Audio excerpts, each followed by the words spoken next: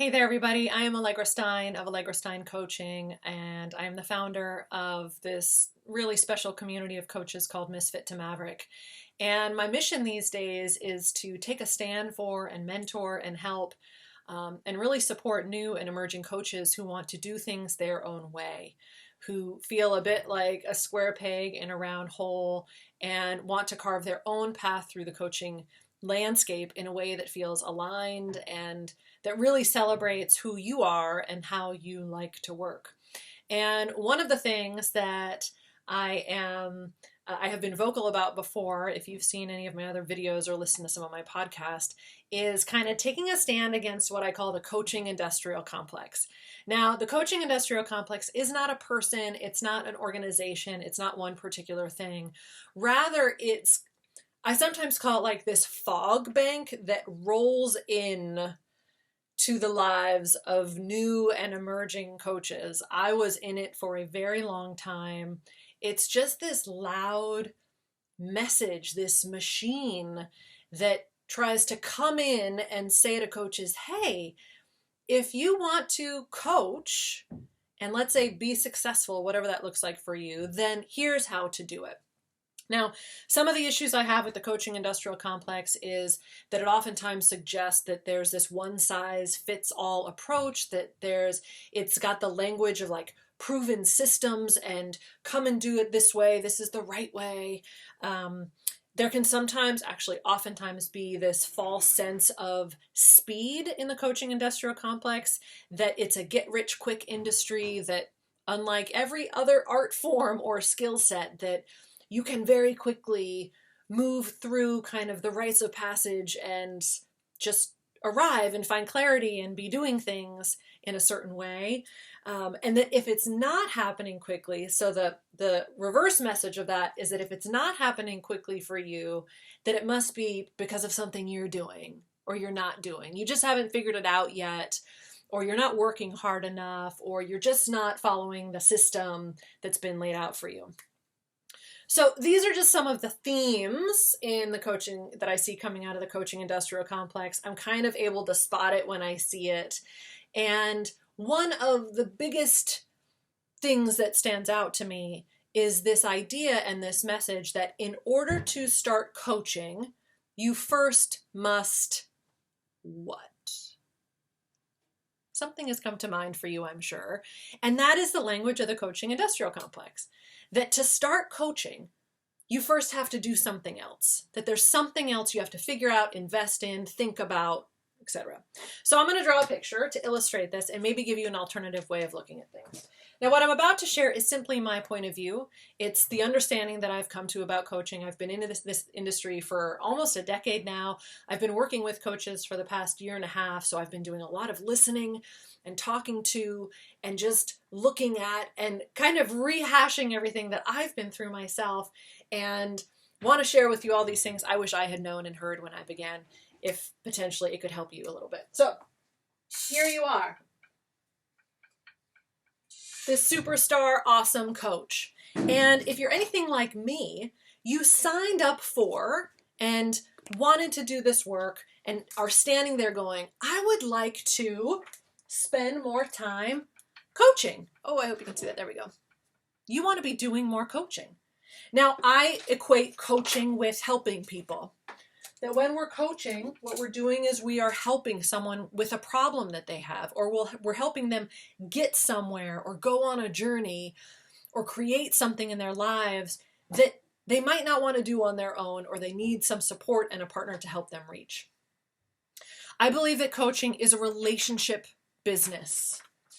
That if you're not building relationships with someone, then we're not really in the meat of our work. Coaching happens between you and another person, or maybe you and a small group of people. It's a relationship. It's a partnership that forms.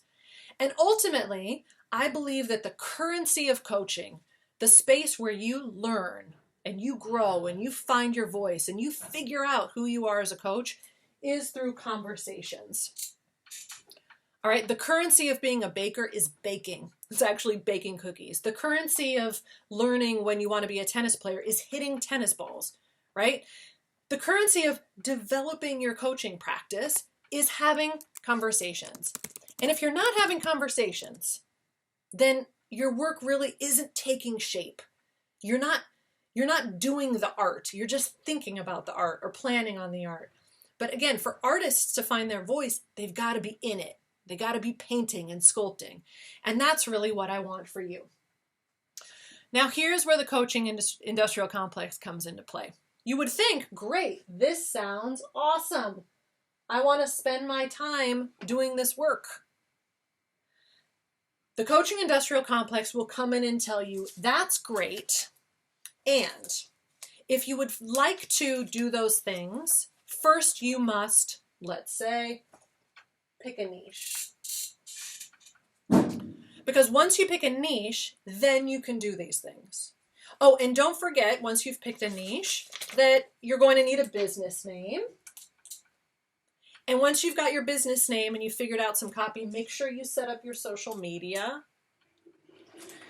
Start thinking about your work in terms of a business, because you're not just coaching, you're launching a business now. So you've got to think about that too, of how do we launch a business? How do we turn this into a business?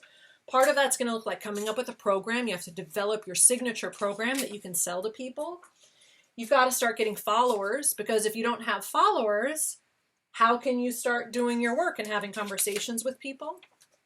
Make sure you set up a website, right? Because you got to have a website. And when you're setting up your website, make sure you figure out your branding, because, right, you are your brand. And so you got to figure that part out.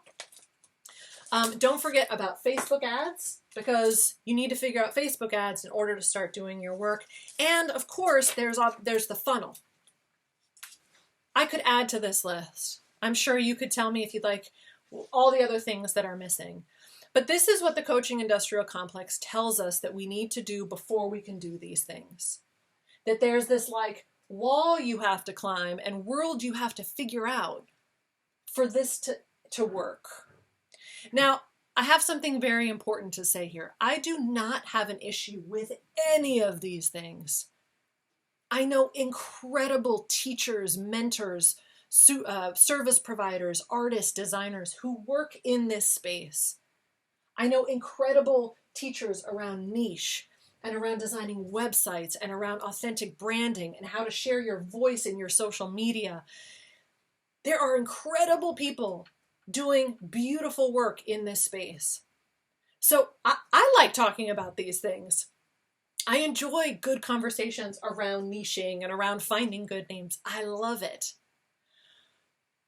What the issue that I have is that this is being prioritized.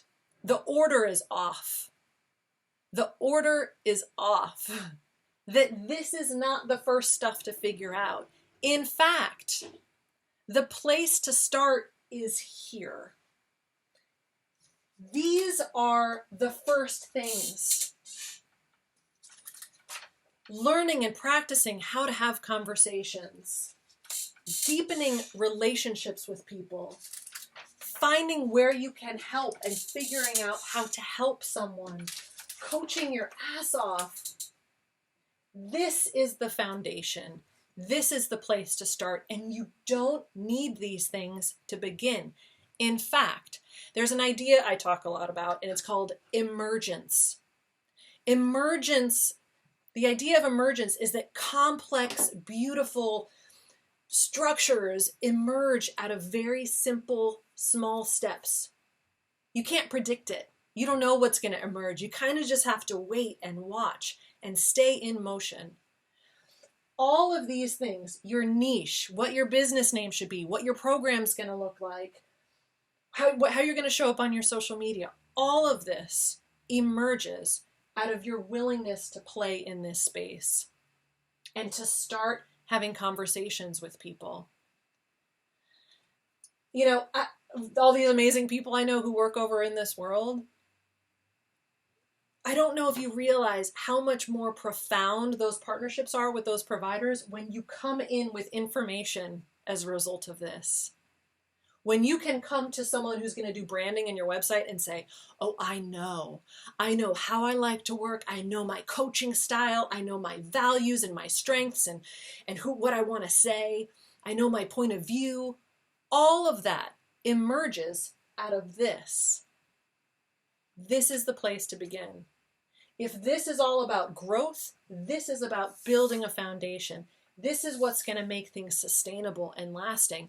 And this takes time. It flies a bit in the face of it's going to happen quickly. It takes practice and patience. It takes a willingness to play. It takes a mindset of running experiments and trying things out and seeking knowledge, not results, but knowledge. Knowledge is the holy grail. And when you run an experiment, you're either going to succeed or you're going to learn something. You're not going to fail. I like to talk about creating projects. Projects are fun. Projects are time-bound. Projects can last a week or a month. You don't have to stick with them forever. You can pivot and change and try things and give yourself permission to play. Because it's from all of that, again, that these bigger business details are going to emerge. And I would just like to suggest that the order is screwed up. And I'm taking a stand for putting things in a different order. And I hope this helps. I hope this has given you maybe something to think about. And I would love to hear your thoughts if you're game for sharing them with me. What have you heard in this conversation, in this little video? And more of this. More of that. All right, talk soon.